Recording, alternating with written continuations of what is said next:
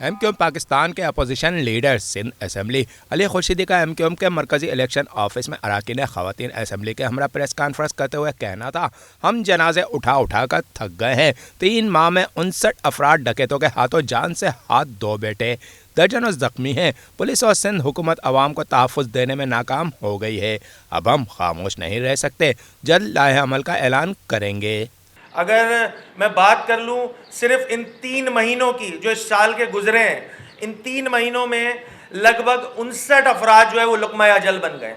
اور اس کی وجہ کیا ہے؟ اس کی وجہ یہ ہے کہ پولیس اپنا کام کرنے میں بری طرح ناکام ہو گئی ہے۔ محکمہ داخلہ سندھ، اس امن و امان کی ذمہ داری ہے ان کے اوپر، وہ یہ اپنا کام پورا کرنے میں بری طرح ناکام ہو گئے، اور اس کا خمیازہ کون بھگت رہا ہے؟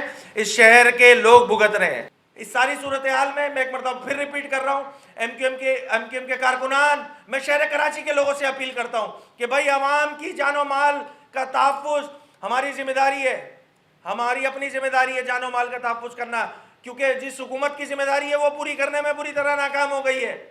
تو ہم آزاد ہیں اپنی حفاظت بھی کرنے کے لیے، اپنے مال کی حفاظت کرنے کے لیے بھی، اپنے جان کی حفاظت کرنے کے لیے بھی۔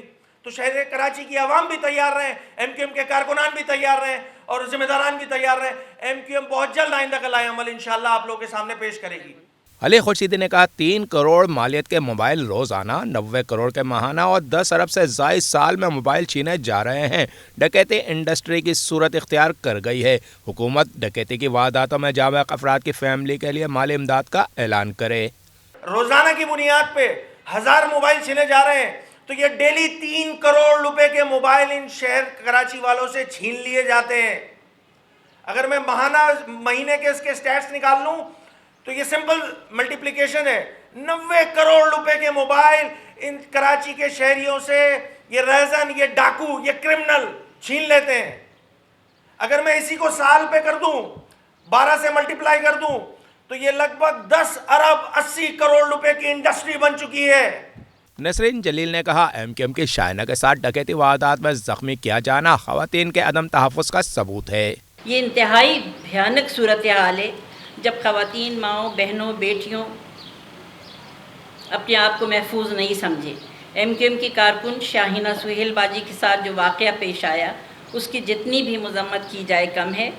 اور میں صرف آپ سے آج اس لیے گفتگو کر رہی ہوں کہ یہ انتہائی افسوسناک واقعہ ہے، اور ہم چاہتے ہیں کہ حکومت اس پر توجہ دے۔ علی خورشیدی کا مزید کہنا تھا، ہم وفاقی حکومت سے بھی مطالبہ کرتے ہیں کراچی کے امن و امان اور ڈکیتی کی وارداتوں کو سنجیدگی سے لیتے ہوئے عملی اقدامات کرائے۔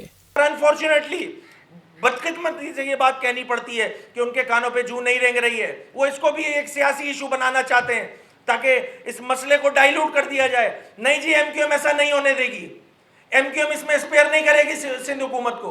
سندھ حکومت کی ذمہ داری بنتی ہے، ان کو کام کرنا ہوگا۔